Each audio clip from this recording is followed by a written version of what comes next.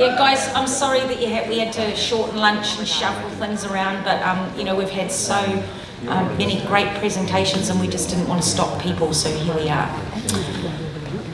For those of you that were at Superpod last time, so not last year, but last time, you may remember that I bolted out of Superpod fairly quickly. And I wanted to explain to you a little bit about why. But before I go any further with that, I would like to say thank you for getting me here now. Muriel Arnell and her NGO One Voice from France flew me all the way from New Zealand just for Superpod, so thank you, Muriel.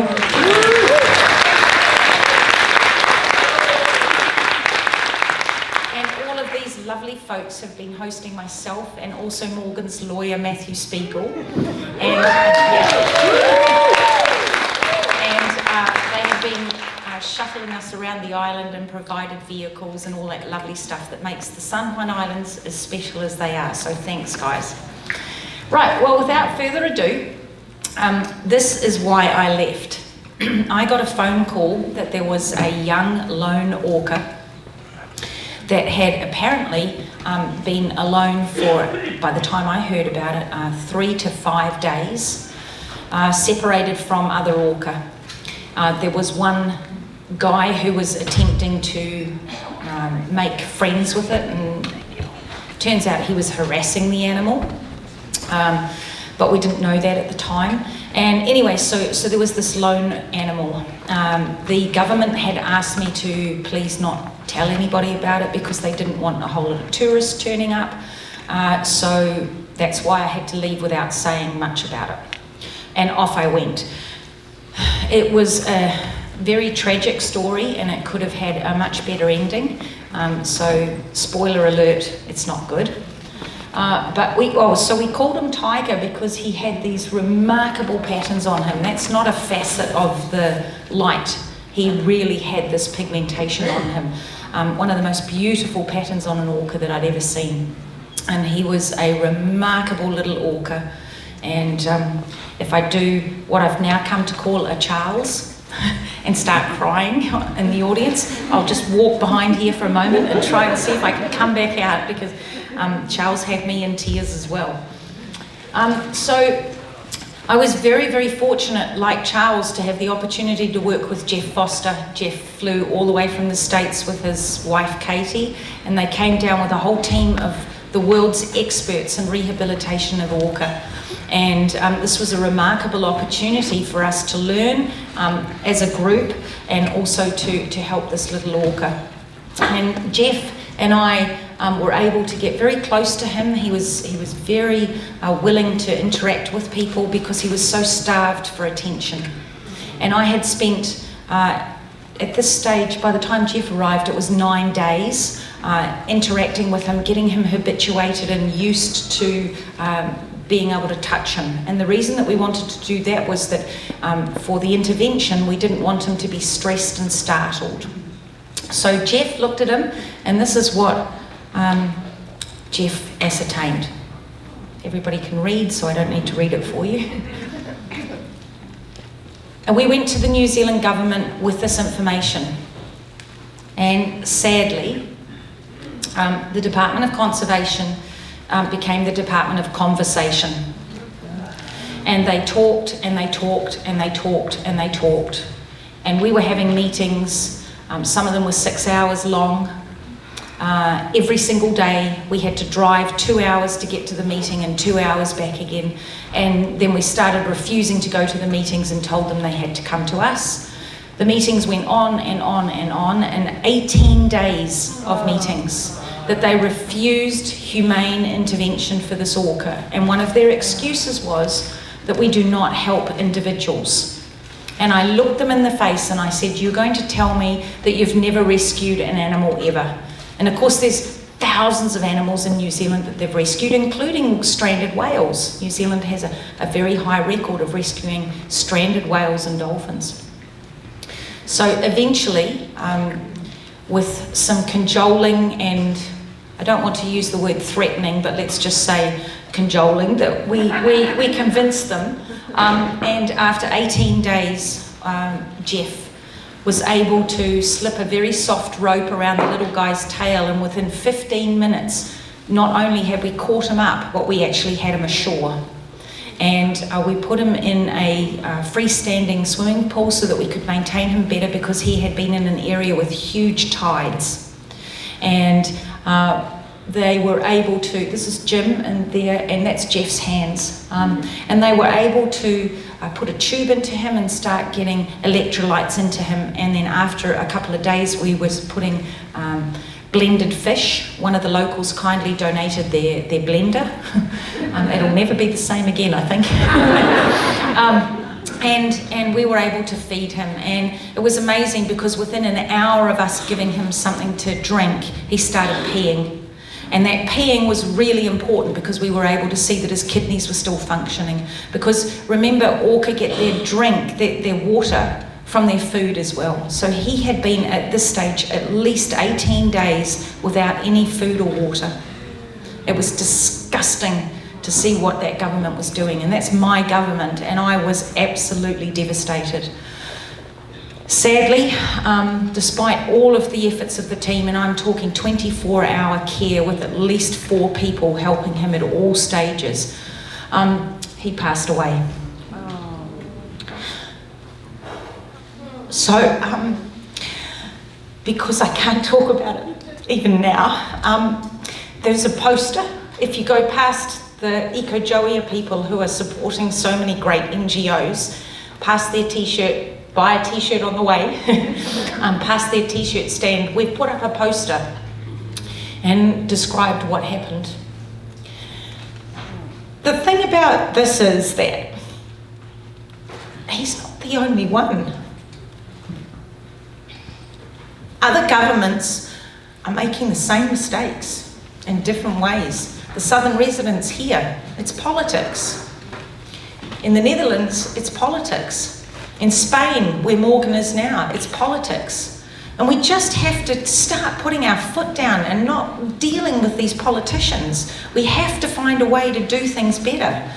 And we're really, really fortunate for us with the Free Morgan Foundation that we have Matt, because we're going down the legal track now. We're going after the government, and it's making a difference.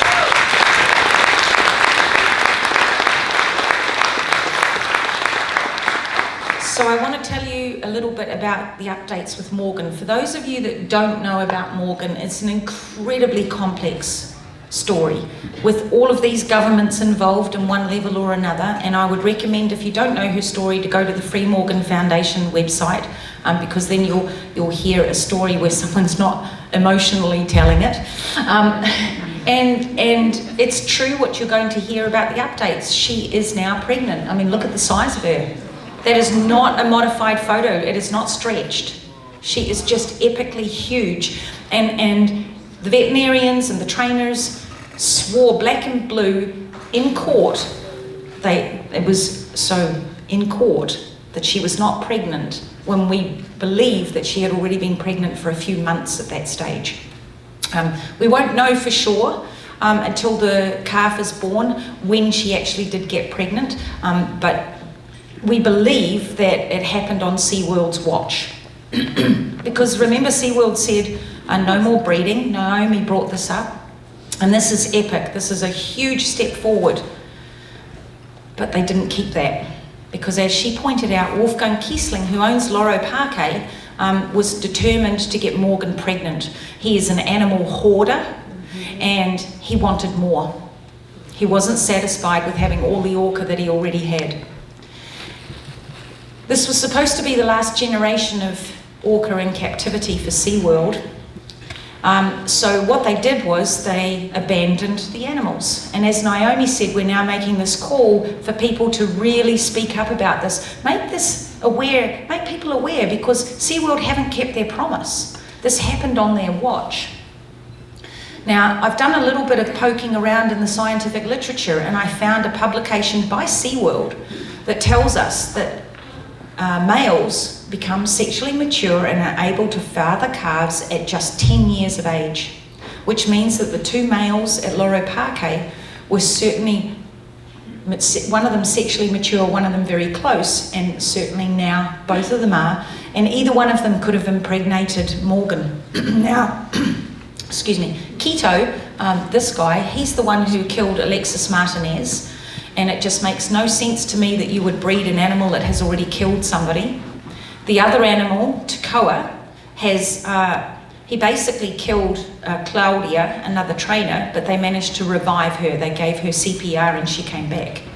So neither one of these males should have been bred with Morgan, just on an ethical standard. And then what the hell are they doing breeding a whale that they are claiming is deaf, that cannot communicate with its calf?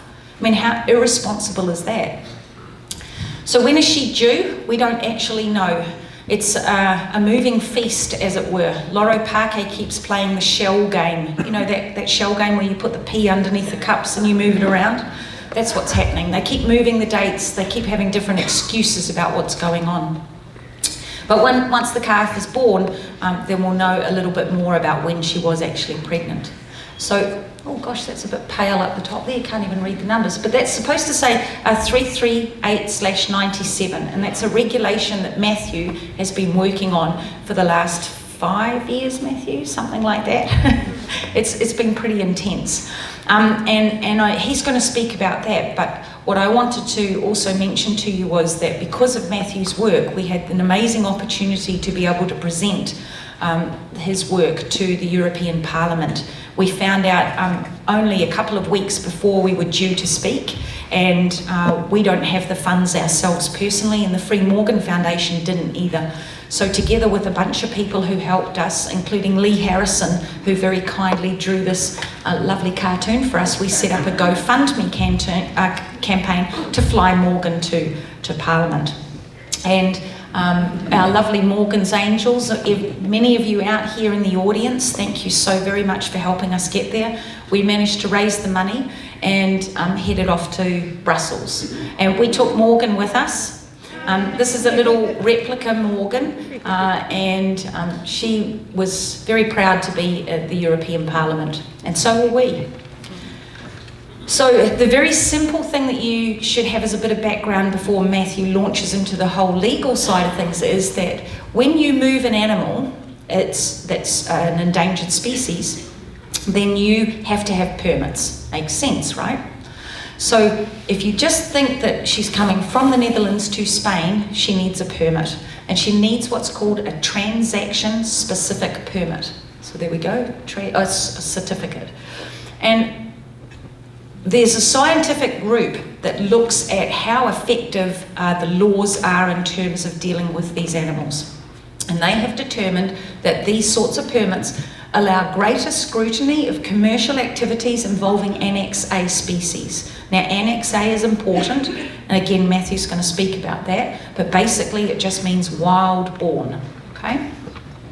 Now, the reason also that these permits are so important is because they deter laundering of wild specimens into the system.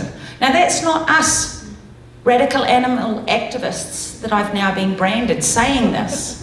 Okay, this is the scientific group of the European Parliament and European Commission who is saying laundering of wild animals into the system. Now, Morgan was the first wild-born orca in 13 years to come into captivity, worth millions of dollars. Insiders in the industry tell us anywhere from $10 to $20 million. And if she's sitting at around $20 million, she's one of the most valuable animals in the world. There are 10 orca in Europe at the moment. She's the only wild-born one. And when she has the calf, she will still be the only wild-born orca there. So she's the only one that is protected by this particular law.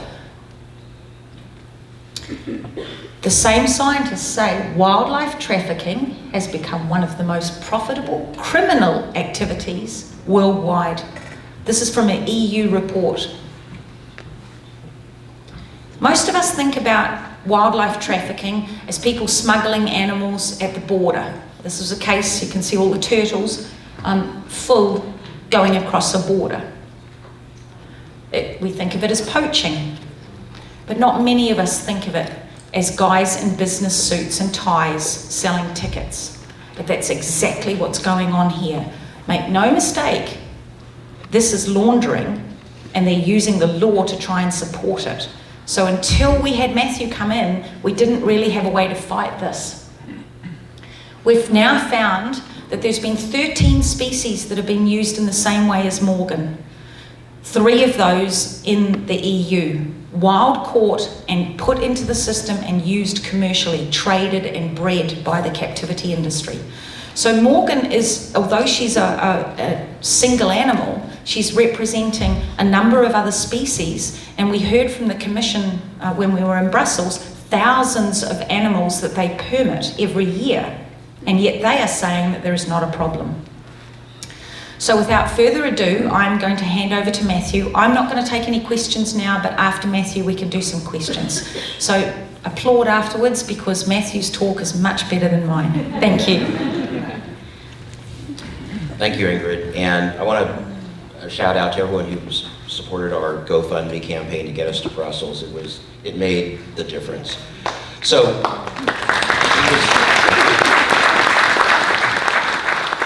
we were actually in Brussels on June 19th, so it was not too long ago. We had the opportunity to go and present our petition to the European Parliament Petitions Committee. And what we were doing is basically had 3 requests. We wanted the petition to stay open, which means that the European Commission would have to keep looking at the issues we were raising.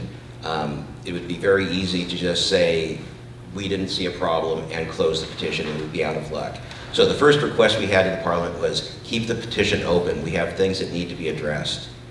We wanted the Commission to revise the EC certificate template. We'll get into that a little bit, and that is not only a benefit for what happened with Morgan and her certificate, but all the Annex A wild-born animals traded in the EU are traded using the same template, and it's just a generic form. And that has created a major problem for us to be able to really address Morgan's problems. And the third request we had was to refer the matter to the Court of Justice for the European Union, to ask the Court of Justice to give us a definitive interpretation of EU law, because up till now, it's the European Commission that has been deciding whether the regulation they wrote was done properly, and we're contesting that it wasn't.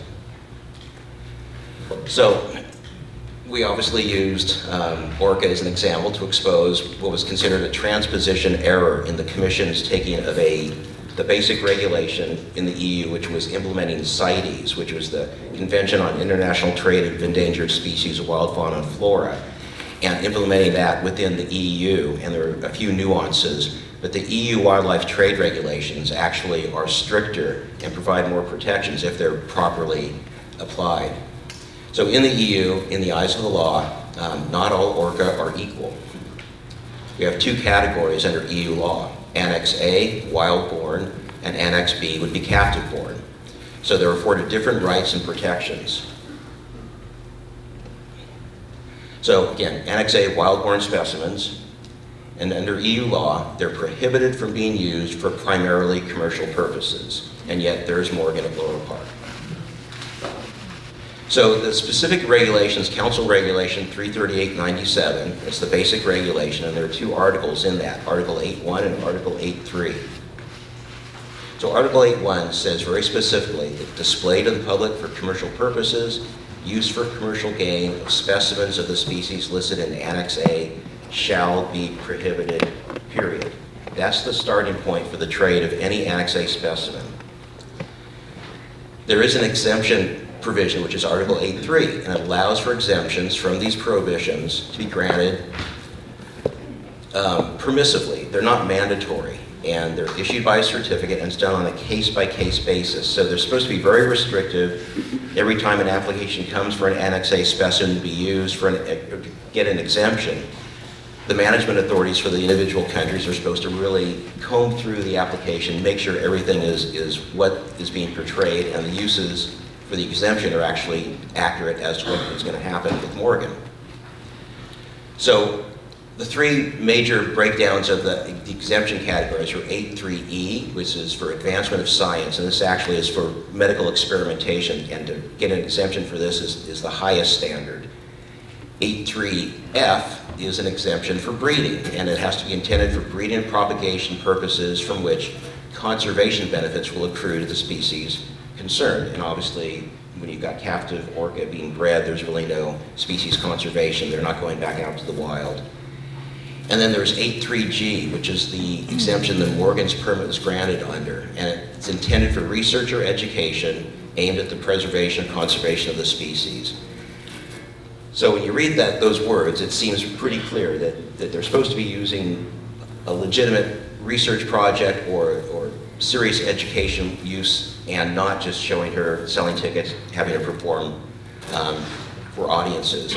So over on the right, you see the front page of Morgan's EC certificate, and it literally is a single page, or one piece of paper, two sides printed. The first side is really what we're dealing with, and of that, there's one line in the middle we'll get to in a second, is really the whole issue we're now fighting over with Morgan. And it's basically taking a very restrictive regulation, and through their transposition into the implementing regulation, they have made some major mistakes. So there have been some opinions about how you look at the law and interpret it in the EU. And in 2001, there was an advocate general from the European Court of Justice talking about the same regulation, stating that according to the court's case law, derogations or exemptions from general provisions are to be interpreted restrictively. It goes on, this applies to Article 8.3, which is where the exemption for Morgan's petition comes from, or permit comes from. And it says, again, it has to be strict, closely reviewed, and not broadly interpreted. So the basic regulation, the wording is very clear. The implementing regulation, which the European Commission promulgates, and for people from America, they'd be like, you would have federal laws, and you'd have then the Code of Federal Regulations, which are used to enact those laws. So the implementing regulation is 865/2006, and that contains all the forms used for transfer. It includes the CITES documents or part of this implementing regulation. But because we're in the EU and CITES is about cross-border trade, there's no border within the EU, so they can't use a CITES export or import permit to move Morgan within the EU. So the EU created a specific document for intra-EU trade. Again, this is the single page, and it serves two purposes. It serves as the exemption certificate. So the middle part where the arrow is pointing is where the exemptions are supposed to be identified, and also serves as a transfer permit. And so the transfer permit is under a different section of the regulations. And part of the problem is the Dutch government wanted to say that once Morgan was transferred from the Netherlands to Spain, that the transfer permit was worked. And so it was over and they had no more responsibility. The problem is the exemption certificate is still active and alive. And we just recently had a ruling in the separate Dutch court case that acknowledges that fact, that it is still valid and still active for the exemptions. So we used Morgan as a case study to Parliament, and we, again, focused on her as a wild-born Norway and Annex A specimen going from the Netherlands to Spain. Again, you see a larger rendition of the exemption permit. And so the transposition errors, you'll understand the little slashes in a second, but we're arguing that the European Commission, in implementing this regulation, basically commingled / condensed / unintelligibly took these three separate exemptions under three different paragraphs for the science, breeding or propagation, research or education, E, F, and G, and they put them on a single line of text in the form, which is line 18.8. So this is the actual checkbox on the form blown up, and the text again says, are to be used for the advancement of science / breeding or propagation / research or education or other non-detrimental purposes. So three separate exemptions with three very different standards are then condensed onto this single line of this permit, basically just to save space so they can keep the permit to a single page. In 2012, they revised the form. Basically, they changed it from line 18.8 to now it's line 19D, but they kept the exact same syntax and grammatical errors of just running everything together. So it still exists. So in addition to our petition, we have a separate court case still going in the Netherlands. And in that court case, in April 26, we had a ruling, and the court now is acknowledging that Morgan's certificate was issued on the basis only of Article 8.3G of the regulation for research or education. It was not issued for breeding. So there are consequences of understanding what exemption was actually granted and what uses are permitted or authorized. And the problem with the permit is they're not plainly stated, so they can't be enforced. So you've got these 3 exemptions, not plainly stated, and that leads to confusion by the management authorities, the gatekeepers, the ones who are supposed to be looking out for Morgan's welfare and making sure that the laws are being followed. So both the Dutch and the Spanish management authorities, and these are the CITES management authorities who oversee this whole process, have looked at line 18.8 of the certificate, and they basically said that's the sole document they're relying on, and because that checkbox has everything on one line, their position is breeding Morgan was not prohibited. Only because that line has that checkbox and because it's worded the way it is. So the recent district court ruling from the Netherlands actually noted and confirms the argument that we're now making, that the certificate, the wording in conjunction with the basic regulation is actually a contraction of these conditions. F, breeding, propagation, and G, in research are just being combined when they're not supposed to be. So we now have the Dutch court sort of backing us up in the argument we're making to the European Parliament.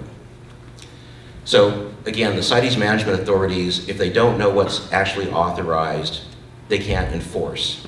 They don't know what is supposed to be happening, and therefore you have the ability to make sure that regulations are followed or compromised. And in Spain, that leads to mischief. So as Ingrid said, Morgan is now pregnant, and repercussions of that is Morgan being an Annex A specimen under the law, because she's bred with captive-born males, her progeny will automatically be Annex B. They're not going to be protected like an Annex A specimen. They're not going to have the same restrictions on commercial use. That's where her value comes in as the new bloodline. Any progeny of hers can be traded outside the EU to other parks used commercially. She'll still always be an Annex A specimen, but every calf she gives birth to will be Annex B, can be exploited commercially. So that's why it's so important that we get this right. So again, Ingrid was talking about deterring laundering of wild specimens into the system. And it's something the European Commission says they're trying to support and work on to prevent this from happening, but they're not doing a very good job. The other part is the requirements of the regulations are that if there is an unauthorized use, sanctions are mandatory. If they have bred Morgan without permission, sanctions have to be imposed. There's a whole range of sanctions. It could be anything from a fine, slap on the wrist, to confiscation of Morgan and her calf, to various other issues. But some sanction has to be issued if we establish that the authorization was not there to breed her. So we had our hearing before the Petitions Committee on June 19th, and normally before you're having your presentation, the Petitions Committee puts out what's called a notice to members, where the European Commission basically provides a written response to the arguments we make in our petition. This was issued 10 days after we actually had our hearing. The Commission came in and only presented an oral or discussion of the points, so we had no knowledge going into the final hearing what the Commission's response was going to be. 10 days after our hearing, we got this notice of members from the European Commission stating basically, well, here it is. Let me read it to you. So the Commission has not been made aware of any major problems with the implementation of these provisions during the last 17 years. Also, no relevant issues were raised in the very extensive study on the effectiveness of the EC wildlife trade regulations carried out by the Commission, for the Commission by Traffic. It's a wildlife trade monitoring network that was commissioned by the European Commission in 2007. And when they put that in writing, they also included the hyperlink to this actual report from 2007. I had never seen it before, so I thought I'd better take a look at it. So our petition in paragraph 24, and it was a rather large petition, but it specifically said, we're requesting the Commission amend the design of box 18 of the EC certificate particularly line 18.8, to be consistent with the provisions of Articles 8.1 and 8.3 of the regulation. The effectiveness study that the European Commission cited as supporting their position in defeating ours, actually on page 62, and I think what happened, they only read page 61, and they didn't get to this page. Because you can see, it says that the study points out that box 18 on the EC certificate does not correspond directly with the range of exemptions set out in Article 8.3, and that the situation could be clarified through amendment of the design of the certificate, including alignment of box 18 to Article 8.3, which is exactly what our petition is about. So we now have this additional bit of information, and at the hearing we ran into a little bit of a strange situation, probably because Ingrid was there. We got through our presentation, and the petitions committee was supposed to vote, but they didn't have a quorum. And so they couldn't vote on whether to keep our petition open or not. And we couldn't come back the next week because we had to fly quite a distance to get there. So on the 19th, the decision was, under their rules, they had to keep the petition open until the next committee hearing, at which time the petition coordinators, a smaller group of members of Parliament, would convene and decide whether our petition should stay open or not. So July 11th, last Wednesday, a week ago, the petition committee met once again, and the result was the chair of the petition committee announced that the coordinators voted to keep our petition open. And we'll touch on that a little bit more in just a second, but it also stated that the committee is going to send a letter to the Spanish authorities to assess Morgan's situation. They're going to have to respond to that. And they've also asked the commission to, again, go back to the questions we raised in our petition, including the compliance with the directive, and provide a better answer than what they did. Part of this was interesting because Dr. Javier Almunia from Laurel Park actually flew to the hearing at European Parliament with us, and prior to coming, he wrote the committee asking to also have floor time to speak to the committee about our petition. And we were given notice by the chair of the committee, asked what our thoughts were, and he said it's a transparent, open public forum. It's up to the chair to do what she wants. If he wants to have a time and they want to grant it to him, they're great to do that, but he has opportunities in our court case in the Netherlands. So the chair basically never granted Dr. Almunia permission to speak at the committee. And he's from Laurel Park. He's from Laurel Park. He's the director of the Laurel Park Foundation and is basically overseeing everything that's happened to Morgan. And then a Spanish vice chair of the committee, who was very supportive of Laurel Park, also asked during the hearing if Dr. Almunia could have the floor, and it was interesting that the chair just didn't even hear that question, totally ignored it. Dr. Almunia and his entourage, who had flown to Spain just for that hearing, were denied the opportunity because it really wasn't about them, and that's the other unique part about this. We are going after the European Commission for not following the law, not properly implementing the law, and as a consequence, we've seen what's happened with Morgan. So, to be continued. We're going to get a response from the Spanish authorities. We're going to have another opportunity for the European Commission or the European Parliament, and we're going to hopefully get the petition moving forward to make changes. It's a little late to stop Morgan from getting pregnant, but it's going to make some changes for any wildlife trade in the EU. It's going to add a lot of credibility to activists who are now policy and law advocates. And that's a big point for us. So, Ingrid.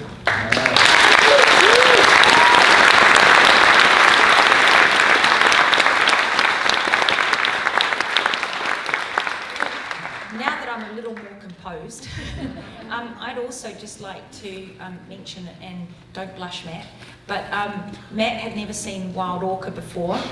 He had never seen an orca before. He's never seen Morgan. And so he saw orca the other day from Limekiln, so that was pretty cool.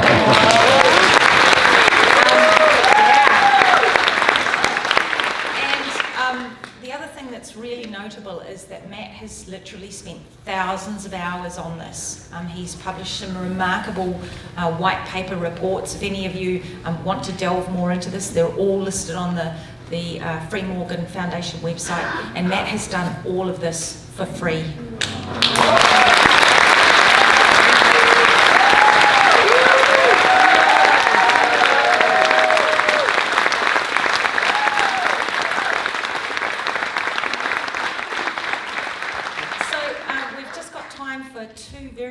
questions because we know that the timetable's pretty tight here. So, there's one question here.